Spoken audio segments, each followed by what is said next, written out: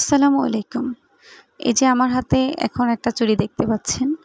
এই চুড়িটা আপনারা কিন্তু খুব সহজে খুব তাড়াতাড়ি তৈরি করতে পারবেন। আর এত সুন্দর এই চুড়িটা কিভাবে তৈরি করবেন সেটা জানার জন্য অবশ্যই ভিডিওটা সম্পূর্ণ দেখতে হবে আপনাদের। চুড়িটা তৈরি করার জন্য প্রথমত আমার লেগেছে প্লাস্টিকের চুড়ি। এটা আপনারা যেকোনো যে পুঁতিপাতির দোকানগুলো থাকে সুতার লেসের ওই দোকানগুলোতে পেয়ে যাবেন। পার পিস নিয়েছিল 5 টাকা করে প্লাস্টিকের যে ছাঁচটা চুড়ির। আর নিয়েছি টুকরা কাপড়, সাথে নিয়েছি গ্লু যেটা ফেব্রিক আঠা আর কি সেটা। এটা ফেব্রিক আঠাটা 30 থেকে 35 টাকা নেবে, আমার কাছ থেকে 30 টাকা মনে হয় নিয়েছিল। আর নিয়ে নিতে হবে নরমালি যে জুয়েলারি বানানোর যে ইনস্ট্রুমেন্টগুলো থাকে, এটা যে যার পছন্দ মতো নিতে পারেন। আমি আমার পছন্দ মতো নিয়েছি। প্রথমত আঠা লাগিয়ে কাপড়টাকে ভালো করে চুড়ির সাথে পেঁচিয়ে নিতে হবে। চুড়িতে কাপড় পেঁচানোটা সবচেয়ে ইম্পর্ট্যান্ট। চুড়ির অর্ধেক সৌন্দর্যটাই কাপড় পেঁচানোতে থাকে। তো কাপড়টা যদি ভালো করে সুন্দর করে পেঁচাতে পারেন তাহলে চুড়ির সৌন্দর্যটা আসলে বেড়ে যাবে।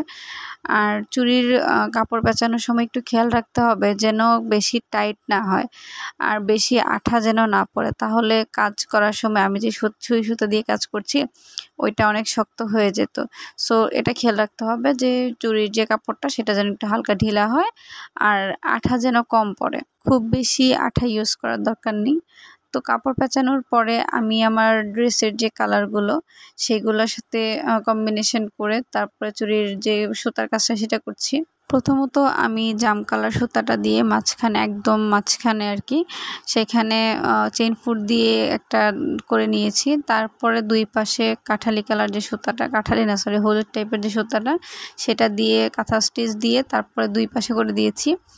তার পাশে আবার আমি অরেঞ্জ কালারটা দিয়ে দিয়েছি, আবার সেম কাঁথা স্টিচ দিয়েই। আর একটু খেয়াল রাখবেন সুতাটা যেন 4 পার্টের হয়। তো 4 পার্টের সুতা নিলে আপনার কাজটা বেশি সুন্দর লাগবে, ফুটবে। আর 2 পার্টের সুতা নিলে তাহলে কাজটা খুব বেশি সুতার যে কালারটা সেটা খুব বেশি আসবে না। তো আমি সেলাই করার পরে এখন যে পুঁতিগুলো নিয়েছিলাম, যে ইনস্ট্রুমেন্টগুলো নিয়েছিলাম জুয়েলারি, সেগুলো লাগিয়ে দিব। এটা নেওয়ার সময় আমি একটু কনফিউজ ছিলাম আসলে পাতার শেপটা দিব নাকি ওই যে পয়সার মতো শেপটা সেটা দিব।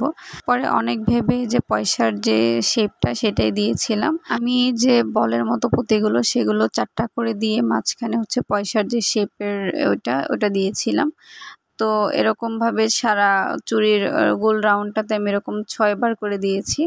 আর এই জিনিসটাকে খুব ভালো করে সুতা দিয়ে আটকিয়ে নিলে তাহলে আর পড়ে যাওয়ার চান্স থাকে না, ছুটে যাওয়ার চান্স থাকে না। ভালো করে আটকাই নিতে হবে। আমার চুড়িটা আমি আমার মন মতো আমার জামার সাথে মিল রেখে তারপরে করেছি।